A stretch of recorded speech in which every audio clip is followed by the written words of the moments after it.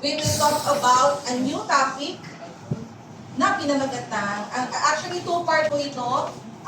Today, ang title po ng ating message would be, Why Everything We Do Matters Today. Pakinggan yan. Sa Tagalog po, bakit lahat ng ginagawa natin ay mahalaga ngayon? Our main passage is from Ephesians 2:10, pero mag-look back po tayo a little, no? From Ephesians 2:1 to 9. So ang sabi po doon, nung unang panahon, hindi naman po nung katagalan. Sa unang panahon po ng mga buhay natin, no, bawat isa, itinuring po tayo na patay dahil sa pagsuway natin. We were dead in sins before tayo iniligtas ng Panginoon. Patay tayo sa kasalanan kasi masuwayin tayo. Sako pa tayo ng kapangyarihan ni Satan noon. Ang naghahari sa atin ay si Satan na siyang naghahari sa mundong ito. Siya po yung espiritong naghahari sa mundo. Siya rin yung espiritong kumikilos po sa mga puso ng mga taong ayaw sumunod sa Diyos. So minsan po sa buhay natin, naandun po tayo sa buhay na yon. Rebelde, pasaway, ayaw sumunod sa kagustuhan ng Diyos. So, nabuhay din po tayo, katulad ng mga makamundo, na ang nasusunod po sa atin ay yung pagnanasa ng laman natin, yung mga hilig ng masasamang hilig ng ating katawan at isip. So, dapat kasama tayo sa dapat parusahan ng Diyos. Pero, dahil napaka-maawin po ng Panginoon, next slide po yan, para makita niyo po kung saan nagmumula yung nire-review natin. Yan yung Ephesians 2:1 to 9 po.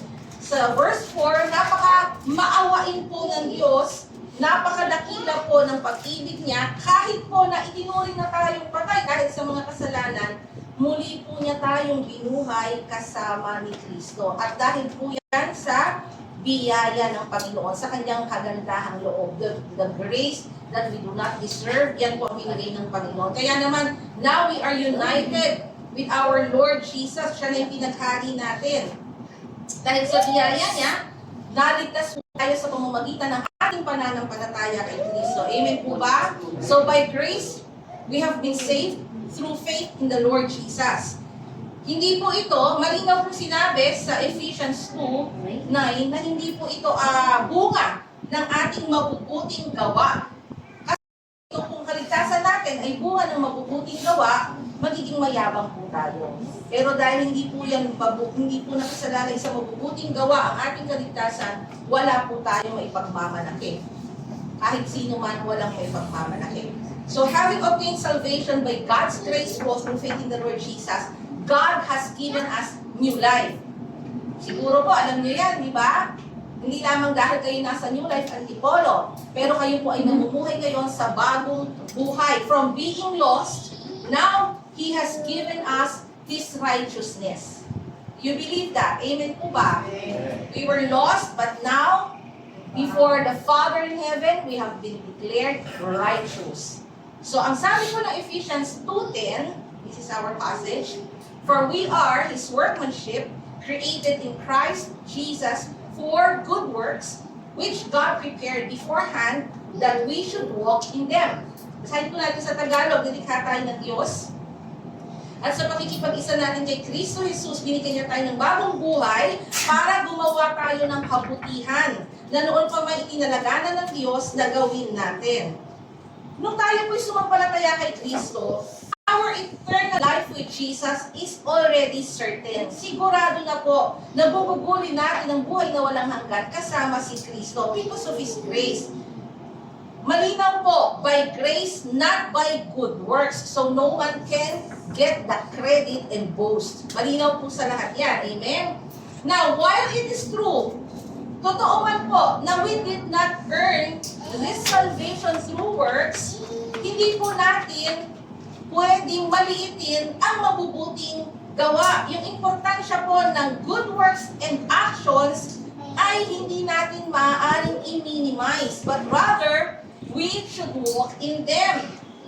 Yun po yung God has intended for us. When He saved us, God has intended for us to walk. Saan po natin ano po ang lalakaran natin? Ang mabubuting gawa. Ito po yung disenyo niya. So just as He has chosen, next slide po, to save us by His grace through faith, He has ordained us to live the way He designed from the very beginning, to do good and walk in righteousness.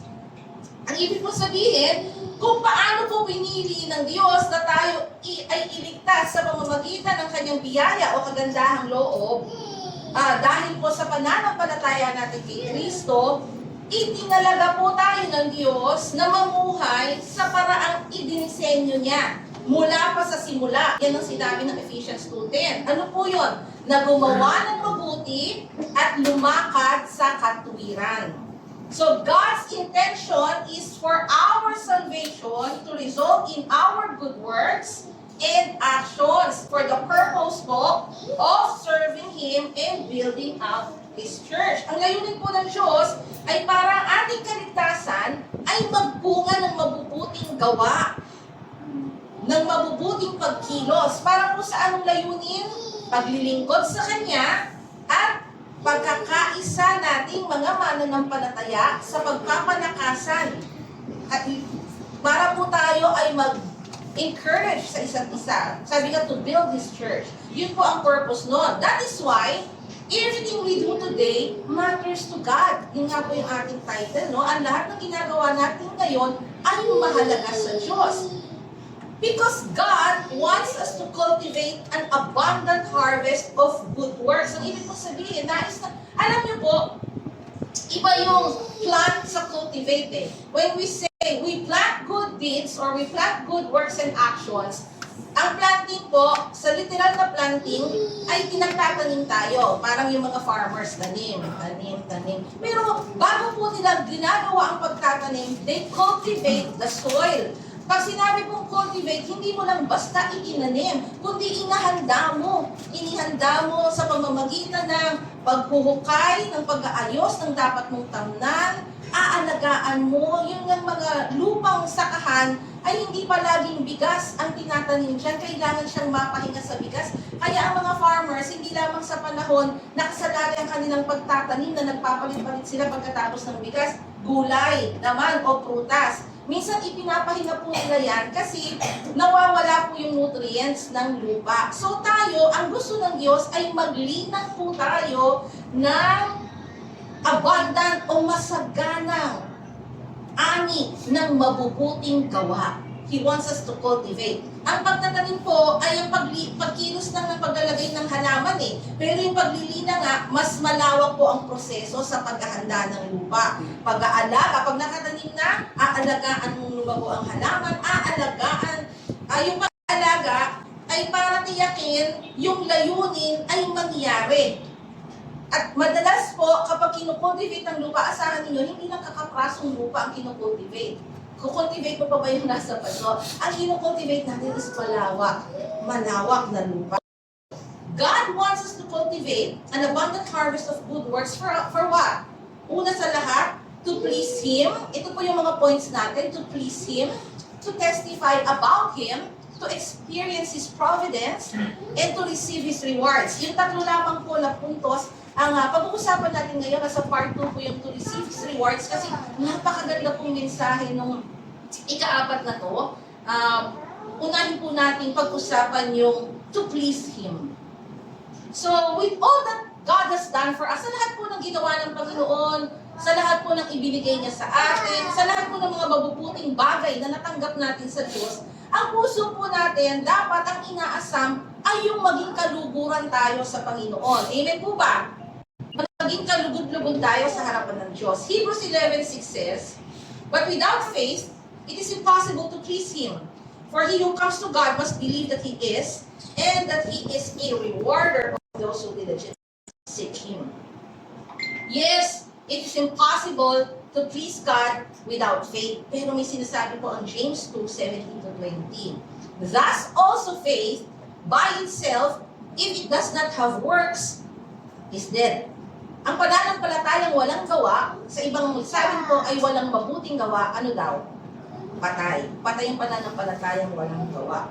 Someone will say, "You have faith, and I have works. Show me your faith without your works, and I will show you my faith by my works." Sabi Sabi po ni Paul, o pakita mo sa akin yung pananampalataya mo na walang gawa at ipapakita ko naman sa iyo. Sabi niya, no? At ikaw naman ay may mabuti. Ako may pananampalataya, sabi ni Paul. At ikaw ay may gawa. Ito ang sagot ko, sabi niya. Paano ko makikita ang pananampalataya mo kung walang gawa? Yun ang tanong doon eh. Ako ipapakita ko sa iyo ang pananampalataya sa pamamagitan ng mabuti kong gawa. Yun ang sabi ni Paul. So, sabi niya, naniniwala ka na may isang Diyos, mabuti yan. Pero kahit masasamang espiritu, ay naniniwala rin. At nanginginig pa sa takot. So wala tayong kinaiba sa masasamang espiritu. Naniniwala ang diablo na may Diyos, naniniwala rin tayo. Meron tayong malaking difference. Walang mabuting gawa ang diablo. Tayo ang dapat gumawa nun kasi ito ang disenyo ng Diyos sa atin. Sabi sa verse 20 ng James 2, ikaw na walang pangunawa, gusto mo bang patunayan ko na walang kabuluhan ng pananampalataya kung walang mabuting gawa? Yun ang iniwan niyang tanong. So, the bottom line is, to believe in God is just the beginning. Kapag tayo po ay nanampalataya sa Diyos, umpisa pa lamang yan. God wants us to have a personal and active relationship with Him.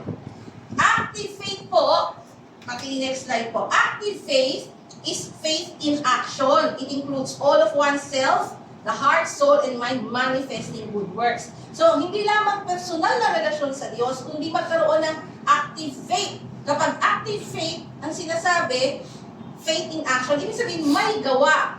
Now, hindi naman talaga naging basis ng ating kaligtasan ang good works. Pero napaka-importante po ng good works sa buhay natin because we are designed for this, to please God.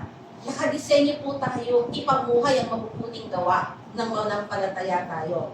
Proverbs 21:3 says, the Lord is more pleased when we do what is right and just than when we offer Him sacrifices.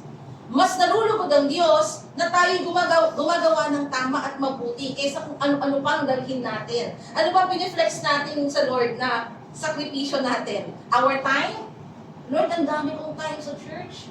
Hindi ako nag-absent. Wednesday, Friday, Saturday, Sunday, nasa church ako. Yun ba piniflex natin? Okay, that's a good sacrifice. How about money? Lord, I always give. I always tithe. Generously, cheerfully. Service, ang dami kong ministry, Lord. Lahat, kinuha ko ng ministry. Yun ba yung piniflex natin? Sabi niya ng Panginoon, mas gusto niya na hindi niya mas gusto yung sakripisyo. Ang gusto niya, nakalulugdan niya, ay yung paggawa natin ng tama at mabuti. In Hebrews 13:16, but do not forget to do good and to share, for with such sacrifices, God is well pleased. So, mas nais ng Panginoon na gawin natin ang tama at mabuti. Good works po are the appropriate actions of a Christian who desires to please God.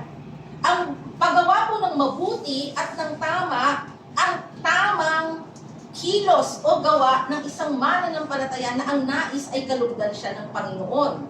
In 1 Thessalonians 4:1, sabi ni Paul, finally, dear brothers and sisters, we urge you in the name of the Lord Jesus to live in a way that pleases God, as we have taught you.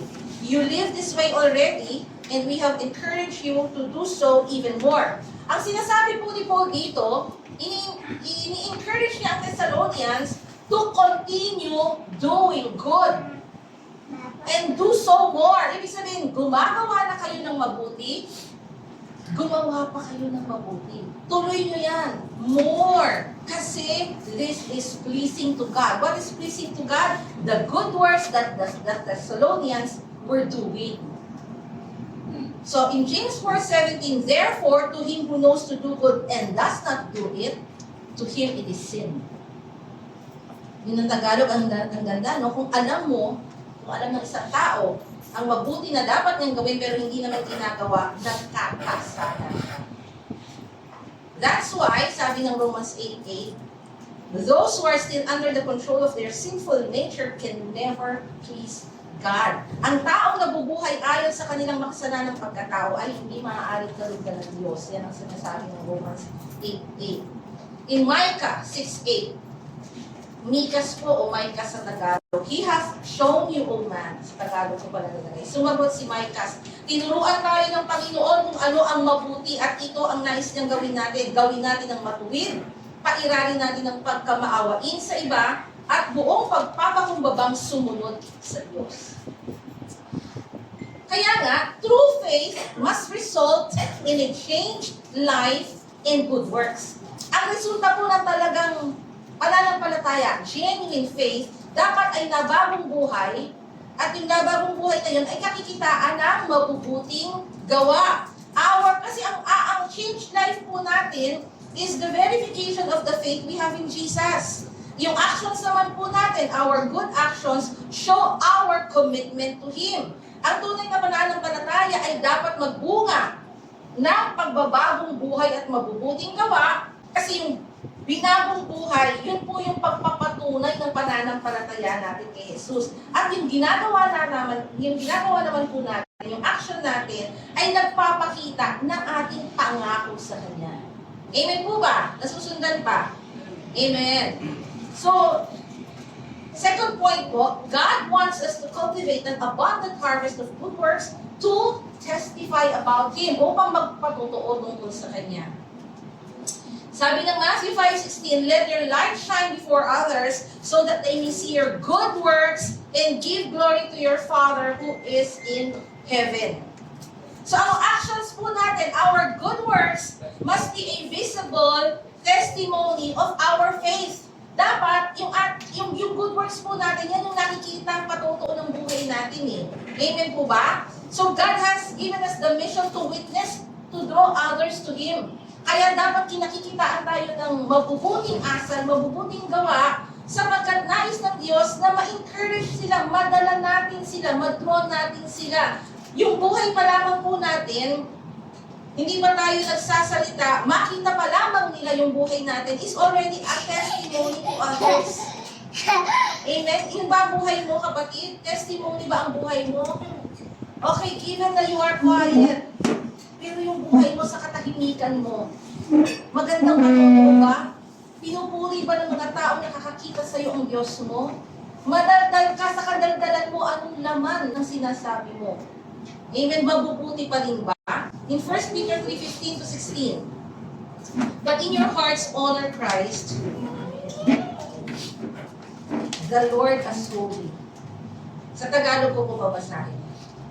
Sabi po, alalahanin ninyo na si Kristo ang dapat inyong parangalan at sundin. Dapat lagi kayong handang magpaliwanag sa sino mang magtatanong sa inyo tungkol sa pag-asa niyo. At maging mahinahon at magalang kayo sa inyong pagsagot. Tiyakin ninyong laging malinis ang inyong konsensya para mapahiya ang mga taong minamasama ang mabubuti ninyong gawa bilang mga tagasunod ni Kristo. Ang ganda, no? Maging mahunahon, magalang sa pagsagot, malinis ang konsensya, para saan daw? Mapahiya yung umuokray sa atin, yung nagbabash sa atin because of the hope we have in Christ. So our words and how we speak are verbal testimony of our faith.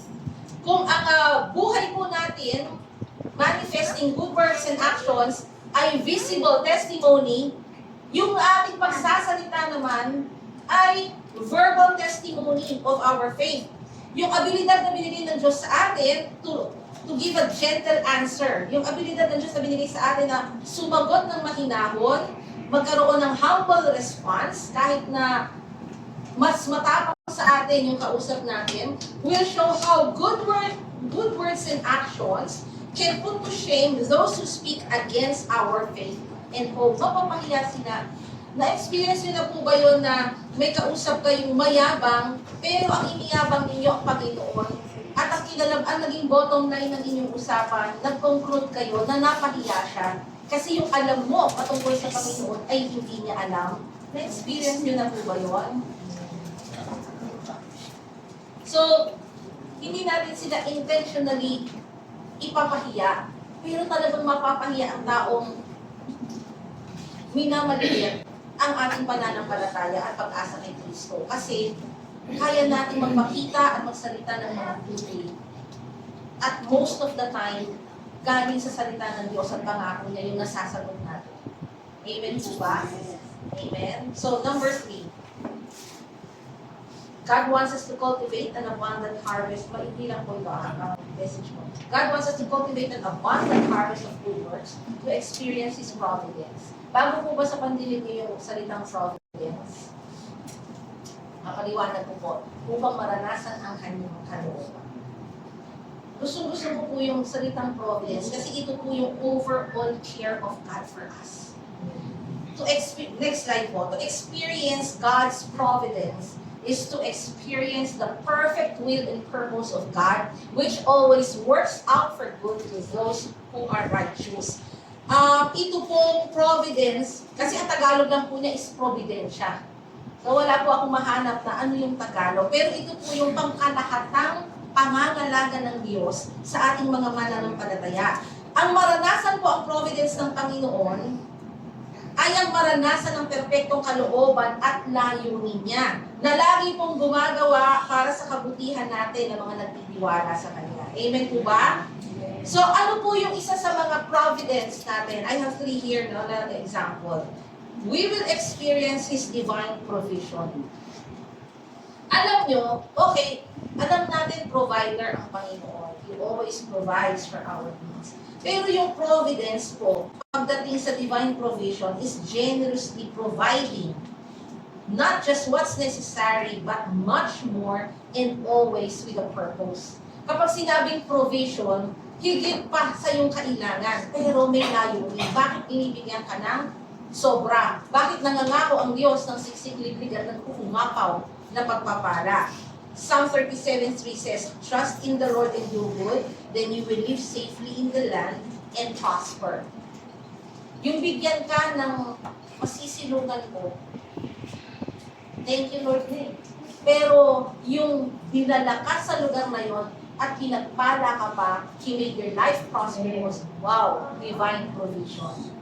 Amen? 2 Corinthians 9:8, and God will generously provide all you need, then you will always have everything you need and plenty left over to share with others. Ito yung layunin. Bakit ka binibigyan ng sobra? Hindi lamang ibinibigay ng Diyos ang iyong kailangan. Binibigyan niya tayo ng kakayahang magbahagi sa iba. Good works. Si Lord talaga gumagawa ng paraan para ma-practice natin para maisabuhay po natin ang ating pananampalataya sa pamamagitan ng mabubuting gawa sa paraan ng pabibigay at pagtulong.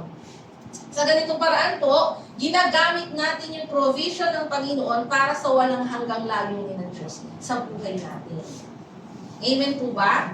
Ano pa aside from divine provision, sa providence ng Lord, we can experience His divine intervention or involvement yung kasama ang Panginoon. Ito po yung God's act or fact of taking action about something to affect its outcome, usually in a miraculous or unexplainable way.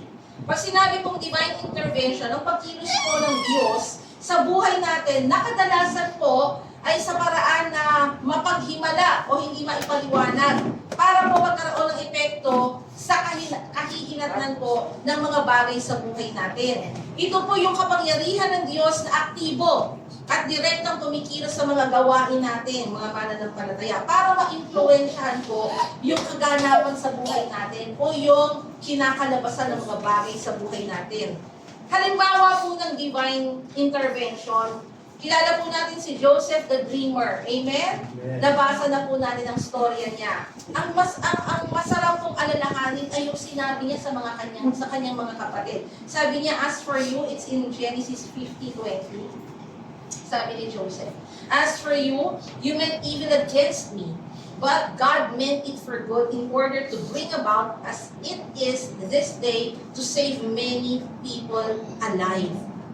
Diba? So, hindi maganda ang pag-uumpisa ni Joseph nung siya'y mapunta sa Egypt, pero orchestrated pala ng Lord ang lahat. May divine intervention ng Panginoon kasi kakailanganin din siya eventually ng mga kalahi niya. Kaya, yung iniisip natin na all meant harm to us, Let us seek God's way and will in the divine intervention. Lord, what is this? What is this thing happening to me? Bakit may mga pinayagan kang tao to hurt me? Diba? Or to mean harm to us. Pero alam nyo, yung kahihinatnan ay magmumula sa divine intervention ng Panginoon, and it is always for our benefit. When God intervenes, He is working out everything for good, even when evil things happen. Especially nowadays, no? Talaga namang evil things happen sa kapaligiran natin. Nanginginig tayo sa galit sa mga tao na alam natin baluktot ang ginagawa. Pero alam natin that God is in control, actively intervening in the situation. So, kapag namagitan ng Diyos, ginagawa po niya ang lahat para sa ikabubuti. Lalong-lalo na sa ikabubuti ng kanyang mga anak na nagtitiwala sa Kanya. So, kahit na nangyayari ang masasamang bagay, lagi po tayong hopeful. Hindi tayo hopeless kasi alam natin na kumikilos ang Diyos. Amen? Another providence of God is His divine protection. God is our shield and He protects us in countless ways day by day. Alam natin yan, na hindi na natin mabilang kung ilang ulit tayong iniingatan ng Panginoon. Psalm 37:23-24 says, "The steps of a good man are ordered by the Lord, and He delights in His way. Though he fall, he shall not utterly cast down, for the Lord upholds him with His hands." Ginagabayan daw po ng Panginoon ang bawat hakbang ng taong matuwid. Ginagabayan niya ang hakbang ng taong sa Kanya ay nakalulugod. Amen? So tayo, matisod man tayo, hindi po tayo tuluyang mabubuwal. Diba? Kasi hinahawakan tayo ng Panginoon. His divine protection is actively working in us. Psalm 37:39 says, "But the salvation of the righteous is from the Lord. He is their strength in the time of trouble."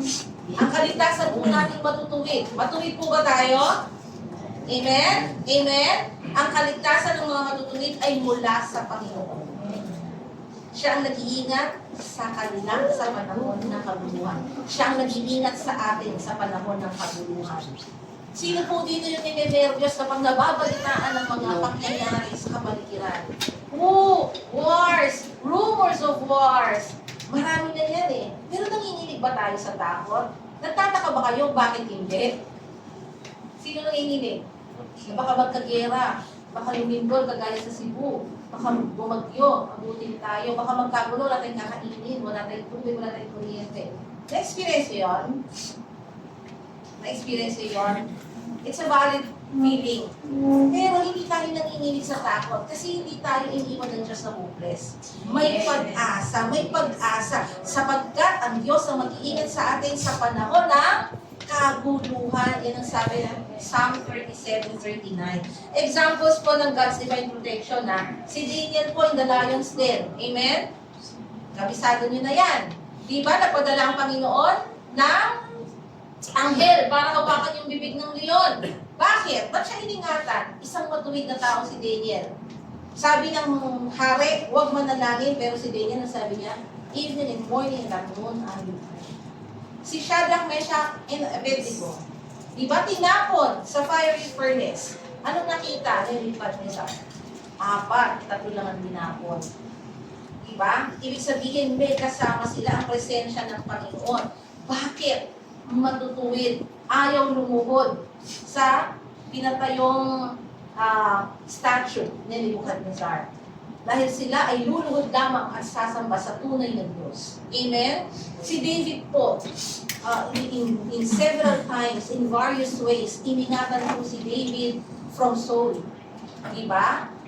Tayo man po, may kanya-kanya po tayong patotoo kung paano tayo iniingatan ng Diyos. Amen po ba?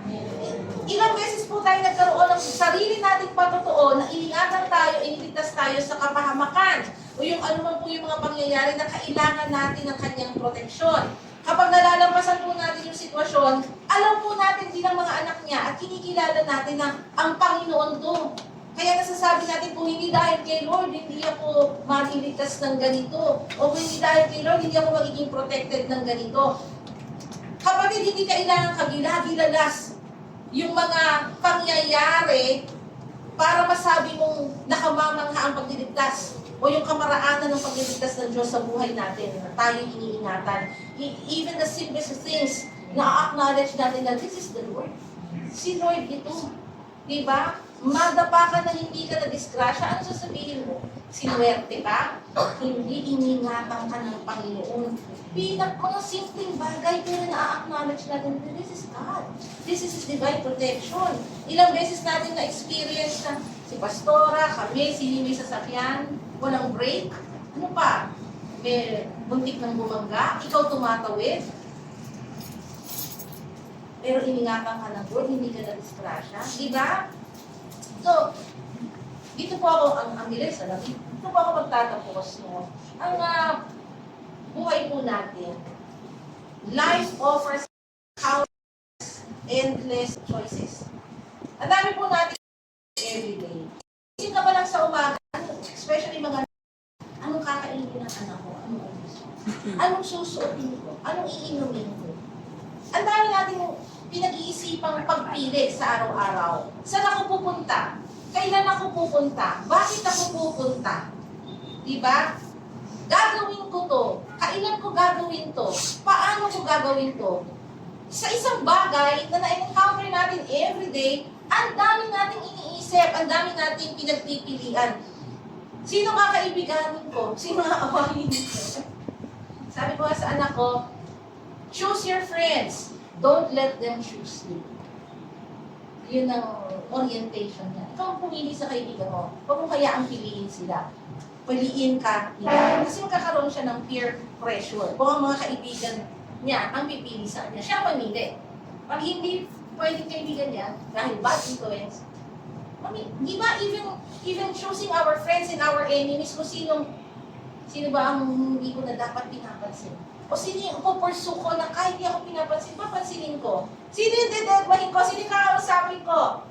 Ang daming choices! Pero, ang isend ng Diyos sa atin, dun sa passage natin, is we only have one choice to make, to make our faith evident. Isa lang ang dapat piliin natin para magkaroon ng ebidensya ang ating pananampalataya. And it is to do good. To practice good works and actions.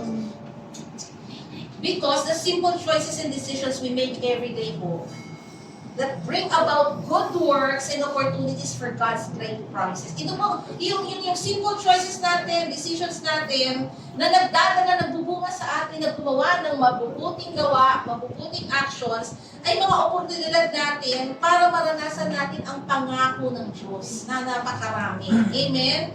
Kamusta ka naman kapatid?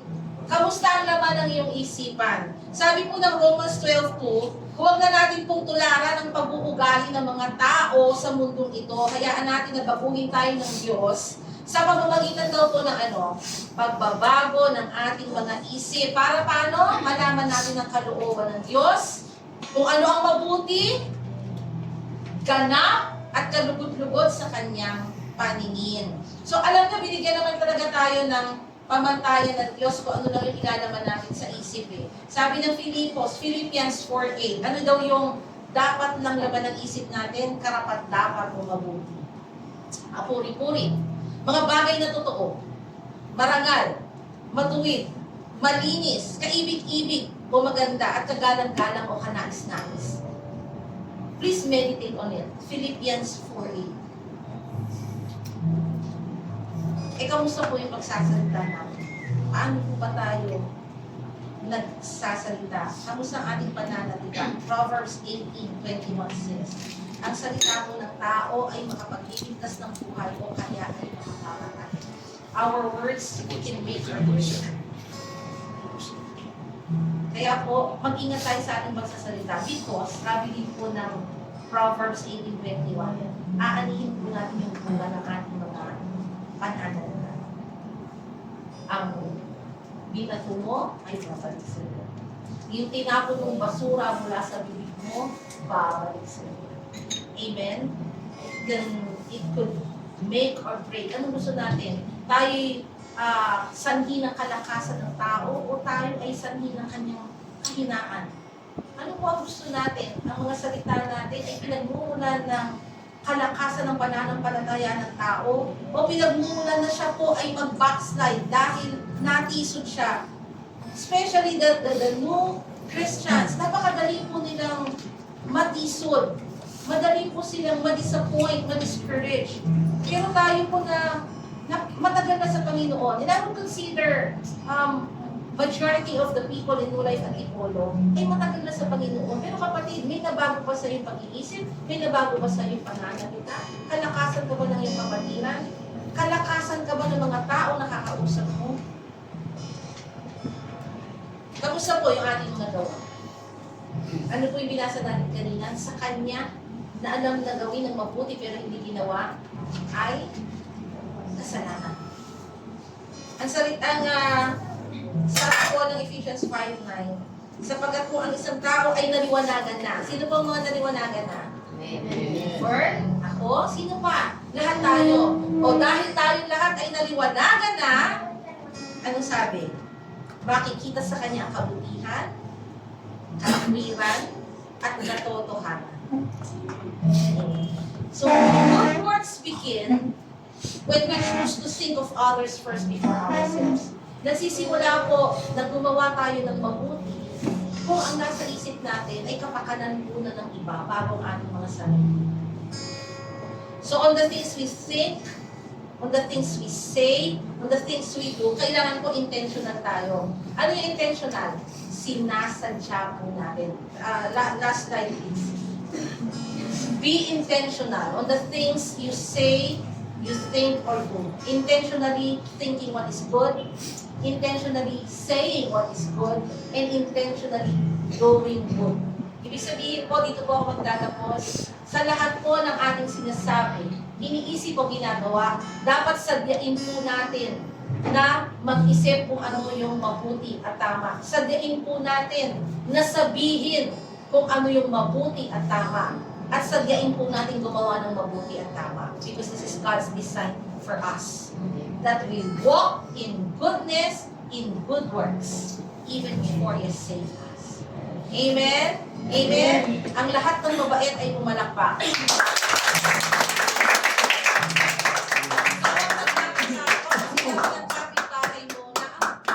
Kristiyano ka pala kaya mabait ka. Kasi dapat lang mabait ka dahil Kristiyano. Amen? You have God's Spirit, so you have to be good. Ang lahat po ay tumayo at minsan pa tayo manalangin and